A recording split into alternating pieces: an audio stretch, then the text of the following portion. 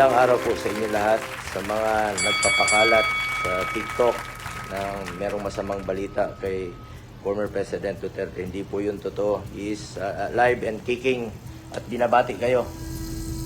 Mga kababayan ko, kumusta kayong lahat? Ako po yung matanda na. At hindi natin maiwasan yung balita na ngayon nagkasakit. Wala naman akong sakit at feeling ko hindi naman ako mamatay ngayon kagad. Nandito ako sa bahay, ito si Bong. Ako retired na, makita mo Bong yung maliit ko na bahay. Kain lang niya. Housing lang ito. Housing ito ng... Batiin mo lang sila, yung mga Pilipino. Nandito lang ako nagre-relax. At nagbabati sa inyo ng magandang araw sa lahat ng Pilipino. Hindi po totoo yung nagpapakalat. Huwag kayong magpapakalat ng masamang balita. Alive and kicking. Siyempre, may edad na po si dating Pangulong Duterte. Kahit papano. May konting sakit, pero at his age, he's very healthy. Alam mo, matanda na ako. Nagsilbi na ako sa inyo ng pinakamatagal. Mayor, ilang taon, presidente. Huwag kayong magtaka kung mamamatay ako. Mas mabuti pang magtanong, bakit pa buhay pa yan? Bakit tayo na magpahinga, matanda na? Yun pa ang... Pero kung sabi mo, balitaan ninyo, may chismis, mamatay ako. Lahat tayo, ikaw, ako, lahat ng kaharap ko sa mundong ito, mamamatay tayo. Hindi ako exception. May katandaan na ako, tapos na ako nagsilbi sa buong buhay sa bayan ko, ang taong bayang Pilipino. Salamat po sa tulong ninyo at inyong pagbigay ng pangpalakas ng loob sa yung kanilang paraon. Kaya kung nakaya na nilabanan ko lang. Lalo na yung krimen. Tapos na ako, retired na ako. So, very healthy po si dating Pangulong Duterte. Ako naman, in my own small personal capacity, ang commitment ko sa kanya, lalo na sa kanyang medical, at hindi ko po pababayaan ang ating dating Pangulong Duterte. Hanggang kamatayan po ang aking commitment sa kanya. At mahal na mahal ko po siya. At parati niyang pinapaalala, just do what is right. Yan.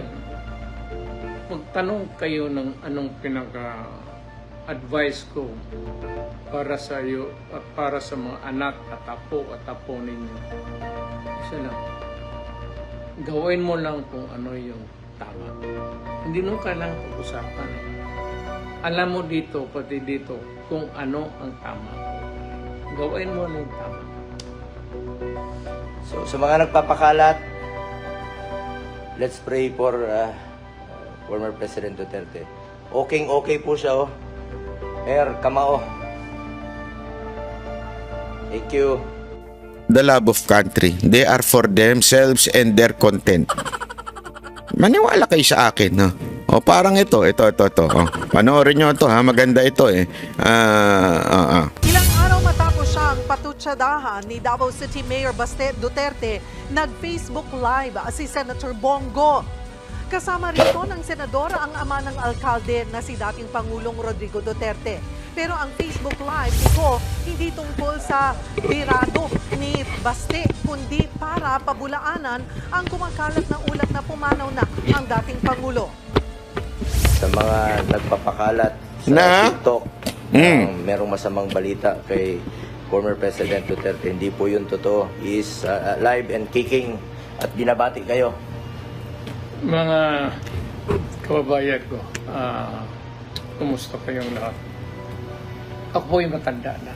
At hindi natin maiwasan yung balita na ngayon nagkasakit. Wala naman akong sakit at feeling ko hindi naman ako mamatay ngayon kagad. Tiniyak din ni Go na long-time aide ni Duterte na hindi niya pababayaan ang dating Pangulo. Hanggang kamatayan po ang aking commitment sa kanya at mahal na mahal ko po siya.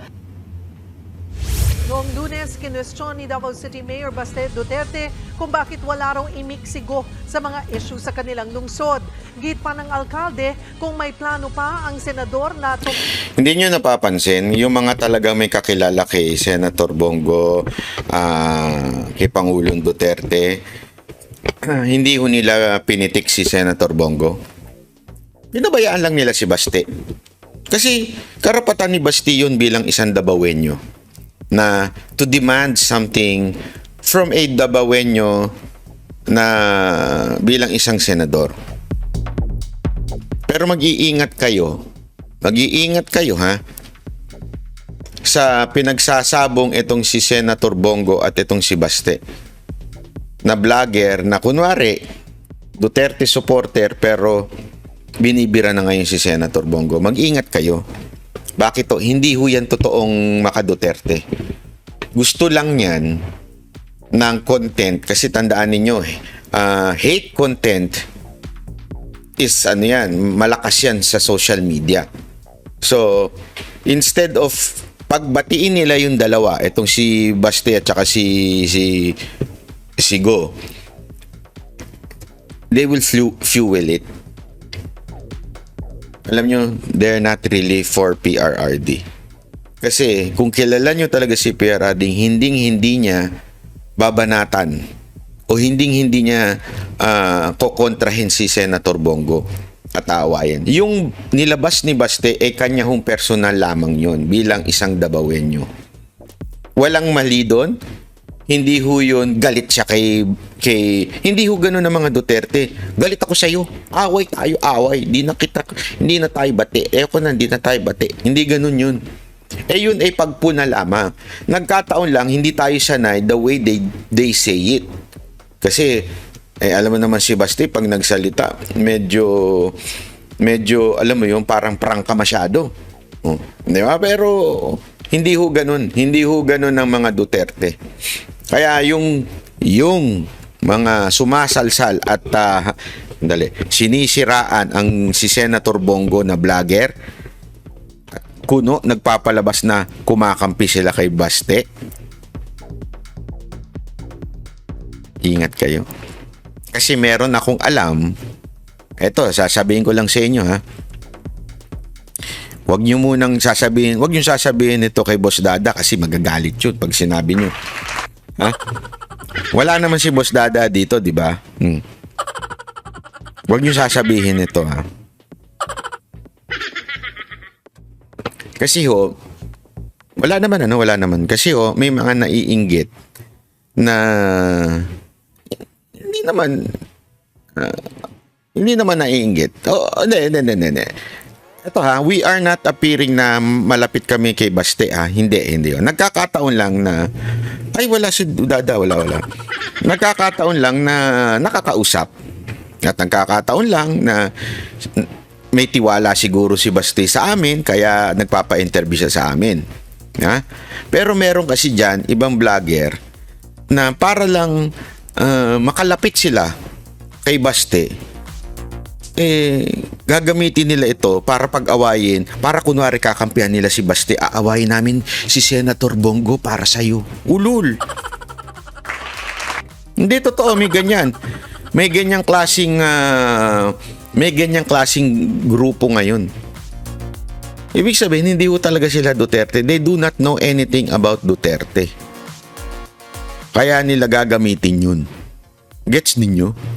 Para lang, alam mo yun, para lang may content sila, para lang makasipsip sila kay Baste, para, kami ang mga mali. Sorry. Kami ang mga Bisaya, dapat kami ang kausapin mo. Maniwala ka sa akin. May mga ganon. Hindi ko sinasabi, wala akong tinutukoy ha. Huwag na din kayo magbabanggit. Ang magbanggit dyan, iba nyo na kagad ha. May ganon may inggit ika. Sabi ko, alam niyo yung inggit ninyo, kakainin kayo niyan. Wag ganon. una, hindi naman kami siguro, gwapo lang talaga ako, ganun. Kaya nagpapa-interview si biro lang. Nanonood pa naman sila dito. Baka sabihin, ang kapal ang mukha mo, banat ba? Hindi, kasi siguro, wala naman kasi kaming wala kaming hangarin. Kasi, alam mo, naaamoy kasi nila yan eh. Naaamoy nila pag gusto mo lang dumikit kasi may pakinabang ka, at naaamoy nila yan kung gusto mo lang kasi talagang tumulong. Kami po tulong lang. Honestly kami kami nila Boss Dada, tulong lang kami. Hindi sa gusto na, alam mo, ang mga Duterte, especially si Baste,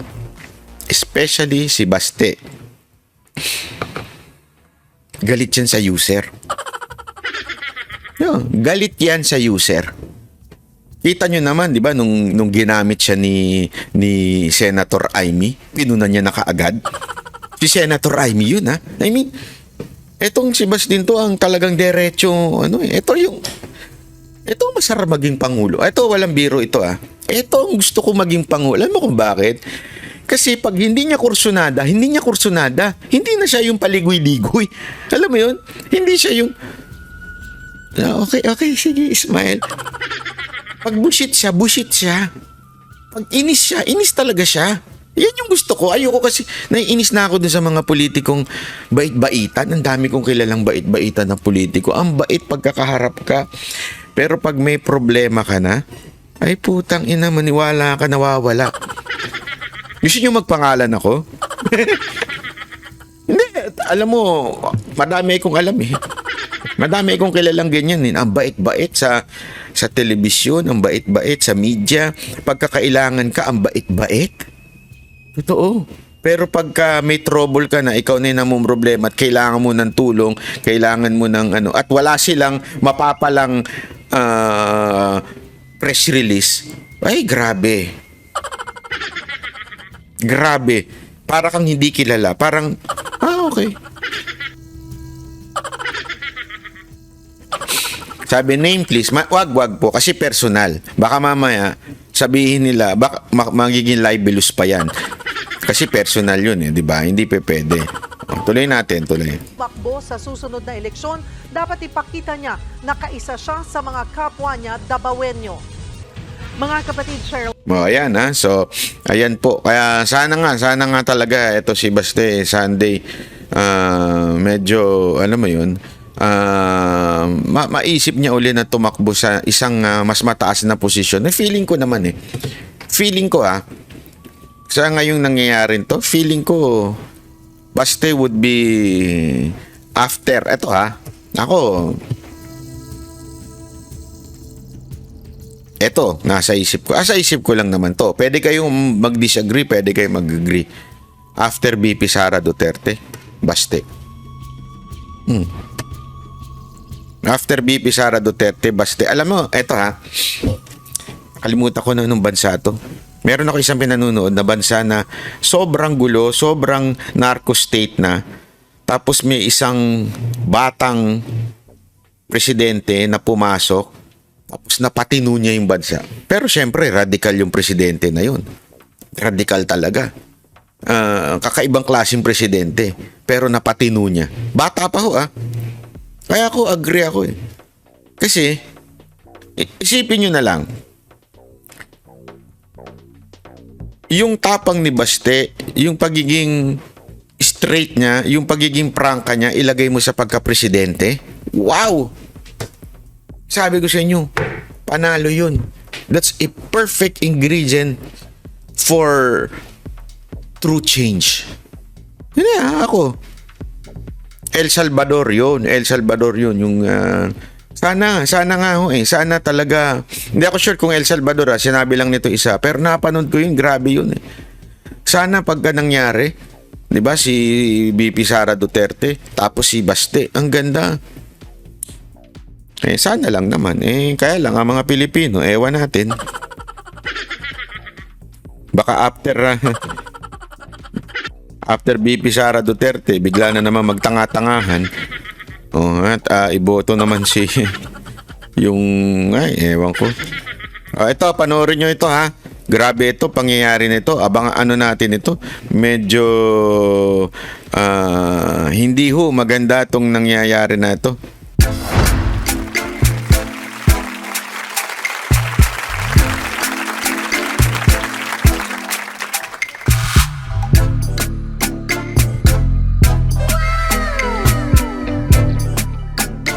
The next performance will start momentarily.